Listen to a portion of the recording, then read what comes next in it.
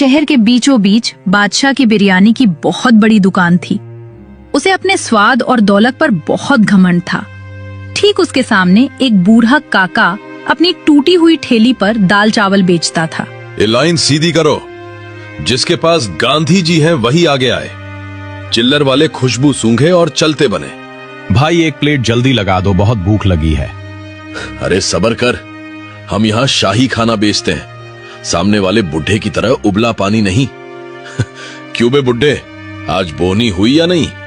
मालिक आप बड़े लोग हैं, बड़ा व्यापार है आपका। मैं तो बस गरीब आदमी हूँ।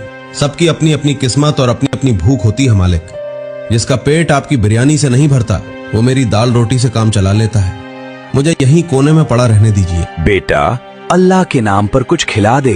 2 दिन से भूखा हूँ, आते सुख कर कांटा हो गई हैं। तेरे पास तो खाने का पहाड़ लगा है, बस 2 मुट्ठी बिरयानी दे दे। तेरी बहुत बरकत होगी बेटा, बहुत दुआ मिलेगी तुझे। छी छी छी, अरे हटाओ इसे। अबे ओ फकीर, तुझे दिखाई नहीं देता यहाँ वीआईपी लोग खाना खाते हैं? तेरी इन फटे पुराने चीथड़ों से जो बदबू आ रही है ना, उससे मेरे ग्राहकों को उल्टी आ जाएगी। दुआ नहीं चाहिए तेरी, मेरे पास नोटों की गड्डियां हैं। चल निकल यहां से, वरना अभी गरम तेल के छींटे मारूंगा। मत कर इतना गुमान अपनी दौलत पर बादशाह। भूख की कोई जात नहीं होती और वक्त का कोई भरोसा नहीं होता। आज तो एक भूखे को अपने दरवाजे से धक्के मार रहा है।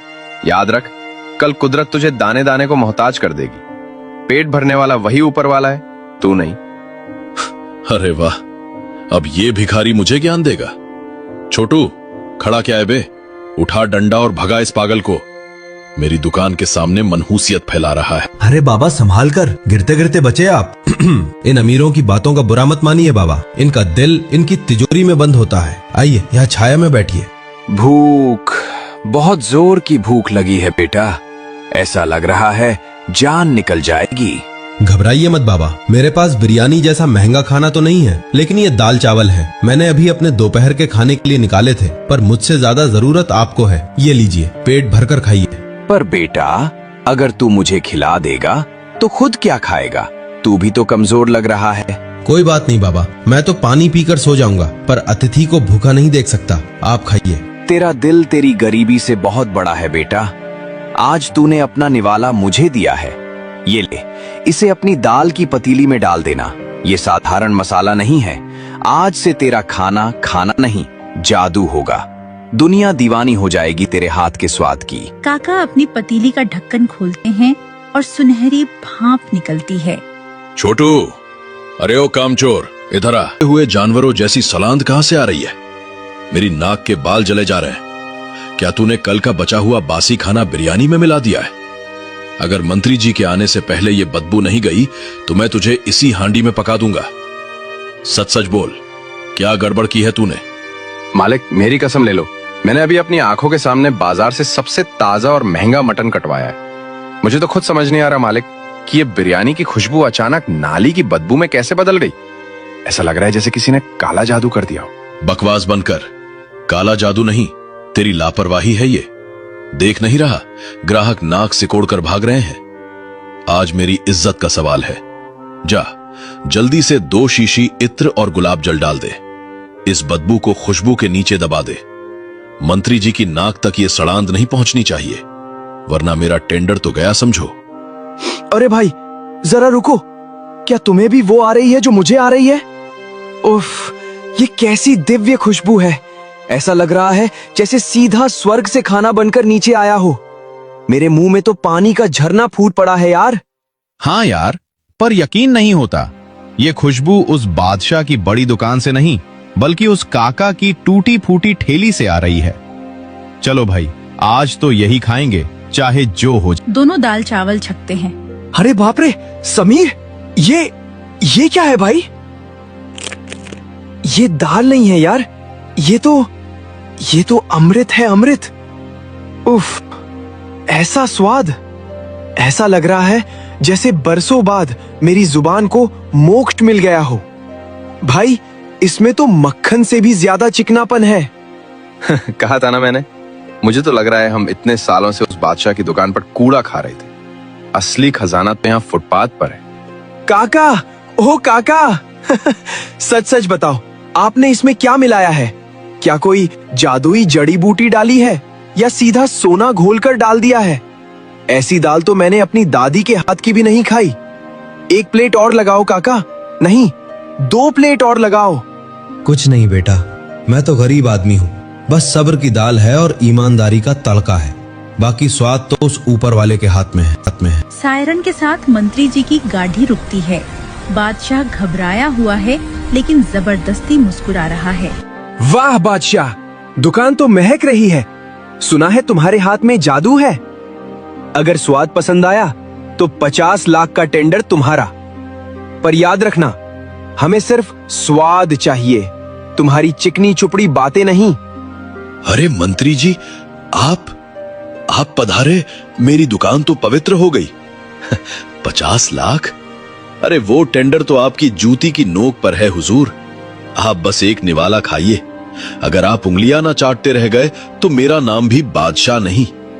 मैंने खास आपके लिए वो शाही मुगलाई हांडी बनवाई है जिसमें कश्मीरी केसर और ढेर सारा असली घी डाला है। लीजिए हुजूर, दिल थाम कर बैठिए। ढक्कन खुलते ही खुशबू की जगह काला धुआं बाहर निकलता है। मंत्री जी खांसने लगते हैं। ये क्या है बादशाह?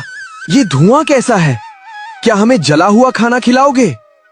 ये क्या भद्दा मजाक है? चावल कहाँ है? मटन कहाँ है? इसमें तो सिर्फ राख और काले पत्थर भरे हैं। क्या तुम हमें पत्थर खिलाना चाहते हो? राख? पत्थर? नहीं साहब, ये नामुमकिन है। मैंने खुद अपने हाथों से पकाया था। ये पत्थर कैसे बन गए? राख कैसे बन गई? खामोश! एक लफ्ज और नहीं। ये सिर्फ धोखा नहीं, हमारी तौहीन है। तुमने एक मंत्री को राख और पत्थर खिलाने की जुर्रत की है। इंस्पेक्टर, हथकड़ी लगाओ इस पाखंडी को। इसकी दुकान अभी सील करो और इसका लाइसेंस हमेशा के लिए रद्द कर दो। इसे पता चलना चाहिए कि जनता के साथ खिलवाड़ करने का अंजाम क्या होता है। सरकार, रहम, मेरे बच्चों की कसम, मैंने कुछ नहीं किया। मैं तो बिरयानी का बादशाह हूं।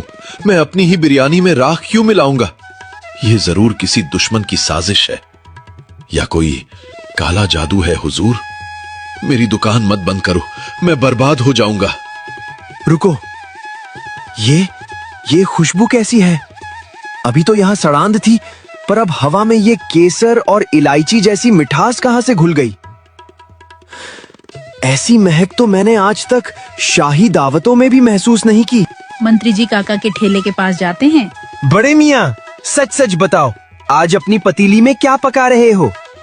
क्या कोई गुप्त खजाना छिपा रखा है? क्योंकि ऐसी खुशबू तो साधारण खाने से नहीं आ सकती।